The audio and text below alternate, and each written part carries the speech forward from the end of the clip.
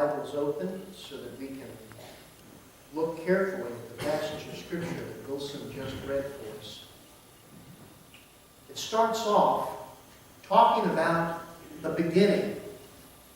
And in the beginning, God went to work.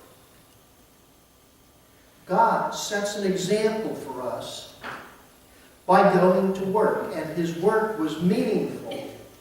And His work had purpose. I've been very conscious of this past week in the aftermath of our Christmas vacation. Many of us have had the opportunity to sit back after Christmas and relax a little bit and take it easy.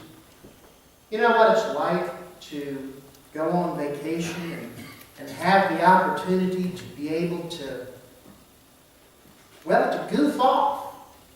I love having the opportunity to just do nothing, to sleep late, wake up when I want to, not have any agenda.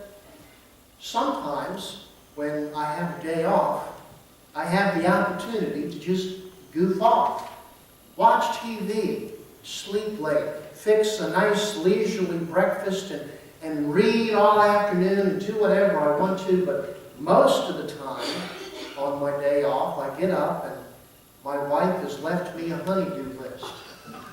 And I don't have the opportunity to do that. But every once in a while, we all know what that's like. But you know, a little bit too much of this good thing is bad. If we don't have meaning and purpose in our lives, if we don't have something important to do, we get bored. And that's what it was like for some of our kids as they were getting to the end of the Christmas vacation. They were starting to get restless. They were starting to get bored. And God, in the beginning, was tired of doing nothing. He was tired of the emptiness and the meaningless of the universe. And so God went to work. And He set an example for us, because when He created man, when He created us, He gave us something meaningful to do. And my daddy always used to say that work was just another four-letter word. And he was one of those guys who knew what it was like to have a job that he hated. He got up in the morning and he hated to go into work, and he was so glad when he could retire and not have to do that anymore. But God intends for most of us to have a meaningful existence, to have something to do that we enjoy, to have something that brings meaning to our lives and to the lives of others. I look forward to that day when I'm able to go to the great beyond and spend the rest of eternity in heaven with Dad and others that I love. But I think some of us have a misunderstanding of what heaven will be like. I think a lot of us assume that when we get there, we're just going to float around on clouds all day long and play the harp and goof off for eternity. And that can get real old real quick. So I think when we get to heaven, God will have something meaningful for us to do. Some kind of work that we can engage in, just as God, in the beginning, took upon Himself. He started His work week, and the first thing He did was He created the light. Now the earth was formless and empty, it says, and darkness was over the surface of the deep. Darkness was over the surface of the deep. I was listening to our prayer requests this morning, and I was reminded of the darkness that is a part of this world. I look out at our congregation today, and I see members of our church whose lives are encased in darkness. This world is a dark, dark place. There is illness and injury. There is violence and death. There is grief and sorrow and suffering. As it was in the beginning, so it is now. The universe is filled with darkness. Have you ever been awakened in the middle of the night from a and your heart is pounding, and you're soaked with sweat, and you're frightened, and you look out the window and it's dark, and you can't go back to sleep. You lie there in the darkness, and you're afraid, and you're just waiting for the morning. But when the morning comes, when the sun breaks over the horizon, you feel better because the light has come. In our text for this morning, it tells us about the darkness that surrounded the universe, and God decided to do something about that darkness that was frightening. It refers to the deep. The earth was formless and empty, and darkness moved over the surface of the deep. And in the Hebrew language, the word that is translated here is the word tehom.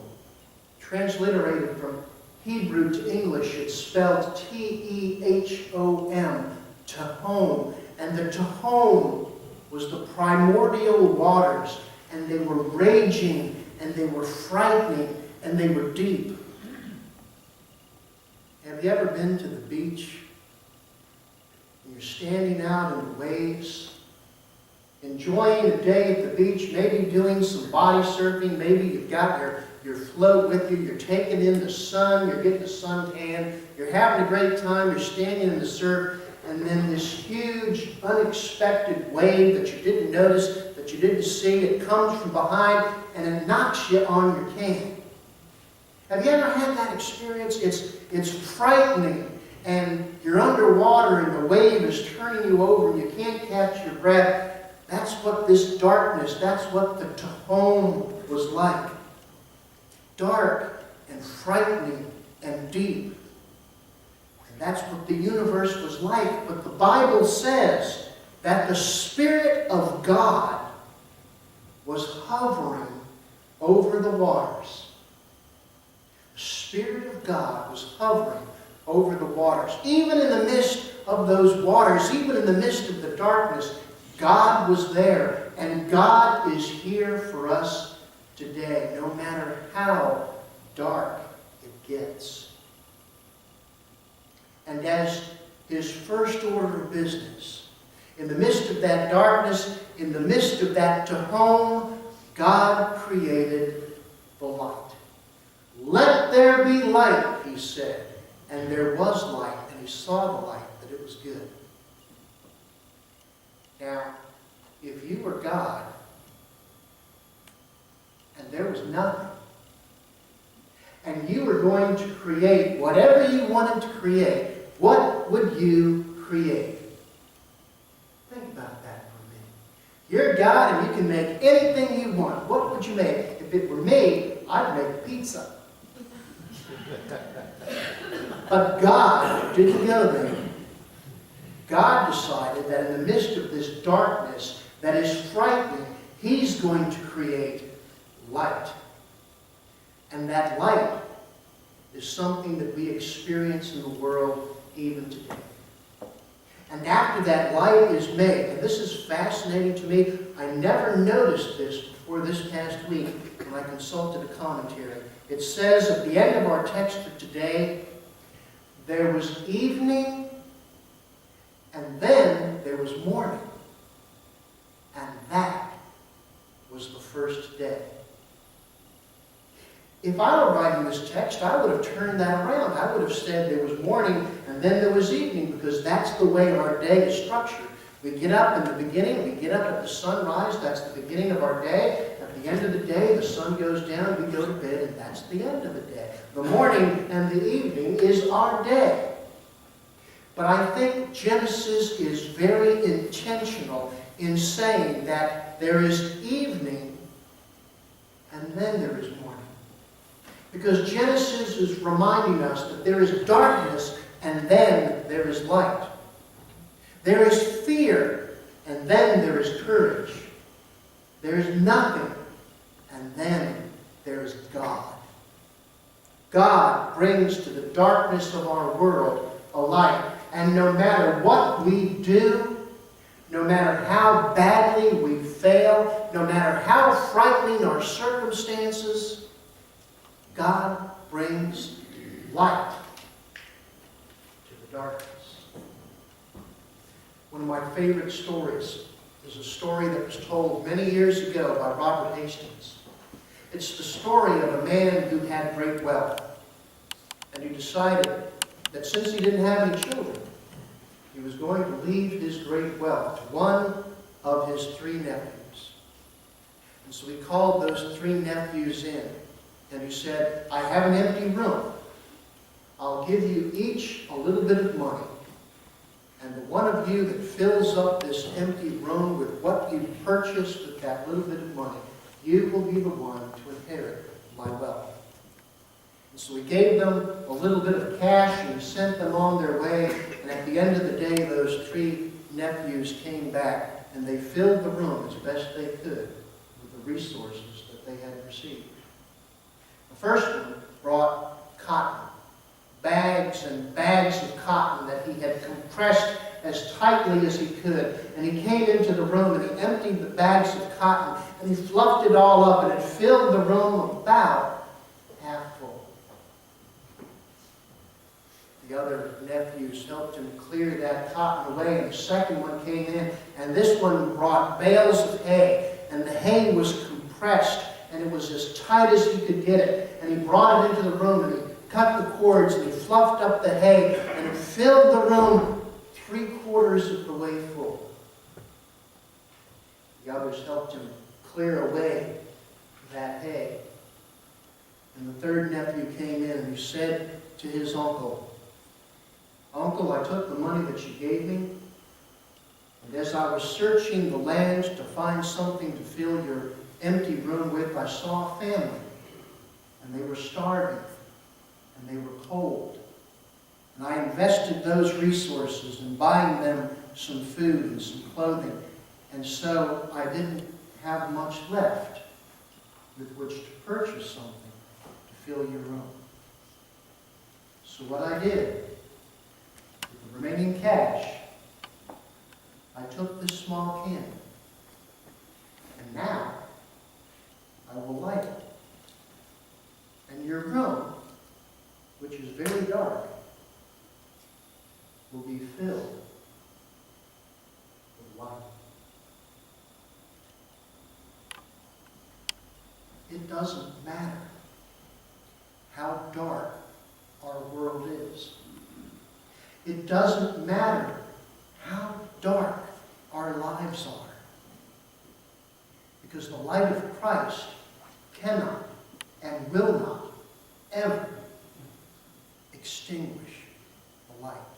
No amount of darkness in the world can put out the light that is in our hearts. As we come to the end of our worship service today, we have the opportunity to sing our invitational hymn, number 302, I Hear Thy Welcome Voice. If the Spirit is leading you to make a decision today, we invite you to do so, to invite Christ into your life, dedicate yourself to Him, and come and unite with the fellowship of this church. But most of all, this morning during this invitational hymn, I want to ask you to do this. I want to ask you to think about those in your realm of existence who do not know the light that is Christ. You may have a family member, you may have a friend, a co-worker, a classmate, someone who does not know the light that is Christ. As we sing our invitational hymn this morning, I invite you to come forward and light one of these candles, reminding us of those in our world who do not know the light. We have a candle on the communion table. We have these lighters on the side. We invite you to use them to light a candle in memory of those in our existence who do not know Christ and the light that He brings to the world. As we light these candles today, we will be in prayer for those, and we will be reminded of our responsibility as a congregation to share the light with those who are in darkness. Let's stand together as we sing.